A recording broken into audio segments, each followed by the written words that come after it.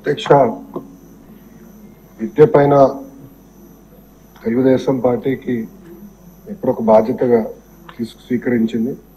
మీరు చూస్తే తెలుగుదేశం పార్టీ ఆవిర్భావం తర్వాత 11 డిఎస్సీలు ఏర్పాటు చేసి 1,50,000 మంది ఉపాధ్యాయుల పోస్టులు భర్తీ చేస్తాం జరిగింది అధ్యక్ష. నాకన్నా మీకే బాగా తెలుస్తుంది.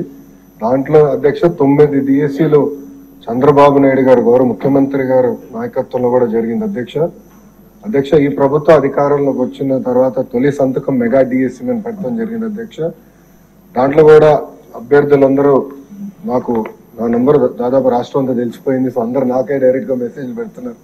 దాంట్లో ప్రధానంగా టెట్ ఏర్పాటు చేసి టెట్ తర్వాత డిఎస్సీ పెడితే బాగుంటుందని కోరటం జరిగింది. దాంట్లో భాగంగా మీరు చూస్తే టెట్ నిర్వహించాము. దాని తర్వాత ఇప్పుడు డిఎస్సీ కూడా త్వరలోనే మేము నోటిఫికేషన్ కూడా ఇవ్వబోతున్నాం అధ్యక్ష. దాంట్లో 16,000 పైచిలకు పోస్టులు మళ్ళీ భర్తీ చేయబోతున్నాం అధ్యక్ష.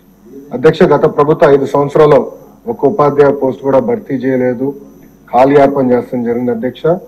పెద్దలు అన్నట్టు ఈరోజు నిరుద్యోగ యువకులు ఆశతో మన ప్రభుత్వం వైపు చూశారు. వాళ్ళు పోరాడారు కనుకనే ఈరోజు పెద్ద ఎత్తున మనకి దాదాపు 93% సీట్లు మన ప్రభుత్వం కైవసం చేసుకుంటాం జరిగింది. ఒక బాధ్యత ఉంది. ఉద్యోగాల కల్పన అనేది ఒక లక్ష్యంగా పెట్టుకున్నాం. సూపర్ 6 మేనిఫెస్టోలో తొలి హామీ 5 సంవత్సరాలు 20 లక్షల ఉద్యోగాలు కల్పిస్తామని, దానికి ప్రత్యేకంగా గ్రూప్ ఆఫ్ మినిస్టర్స్ ఏర్పాటు చేసిన చైర్మన్ గా కూడా గౌరవ ముఖ్యమంత్రి గారు నియమిస్తడం జరిగింది. ఒక వార్ ఫుటింగ్ బేసిస్ మీద ఉద్యోగాలు కల్పన ఒక లక్ష్యంగా పెట్టుకుని మన ప్రభుత్వం ముందరికెళ్తుందండి. ఈ సభాముఖంగా ఆంధ్ర రాష్ట్ర ప్రజలు కూడా నేను తెలుపుతున్నా అధ్యక్ష. రాజుగారు చెప్పినట్లు ప్రధానంగా ఏంటంటే ఇక్కడ 2-3 విషయాలు చెప్పారు. ఒకటి,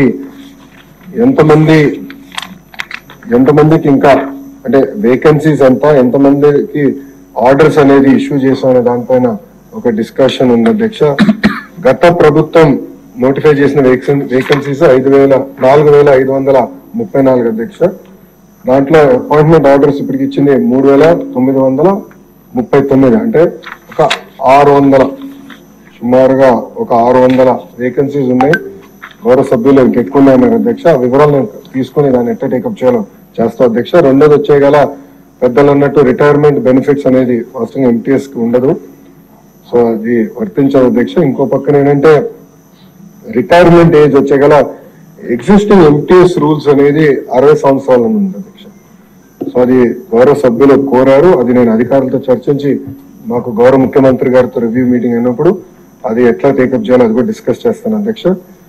మీరు చూస్తే చాలా స్పష్టంగా నేను చెప్పదలుచుకుంది ఏంటంటే 1998 డిఎస్సీలో 22,542 పోస్టులు శాంక్షన్ అవుతే ఫిల్ అయింది 18,008 పోస్టులు. అంటే పెండింగ్ 4,534 పోస్టులు క్యారీ ఫార్మ్. దాంట్లో 3,939 పోస్టులు ఎంటీఎస్ ద్వారా అపాయింట్మెంట్ అయింది. మిగిలింది 595 పోస్టులు అధ్యక్ష. ఫస్ట్ ఆ నెంబర్ వస్తాం అధ్యక్ష. దెన్ బ్యాలెన్స్ మీరు చెప్పినట్లు ఎట్లా టేకప్ చేయాలో గౌరవ ముఖ్యమంత్రి గారితో చర్చించి టేకప్ చేస్తా. మీరు అన్నట్టు పాదయాత్రలో కూడా 1998 డిఎస్సీ మెంబర్స్ అని కలిశారు. గత 5 నెలల్లో కూడా ప్రజా దర్బార్లో కూడా మేము కలుస్తాం జరిగింది. సో సబ్జెక్ట్ నాకు అవగాహన ఉంది అధ్యక్ష.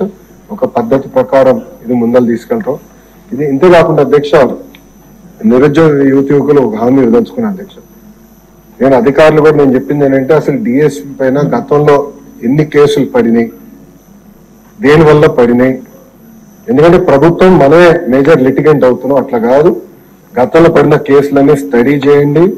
స్టడీ చేసి ఇప్పుడు ఇచ్చే డిఎస్సీ నోటిఫికేషన్ పకడ్బందీగా ఇవ్వండి.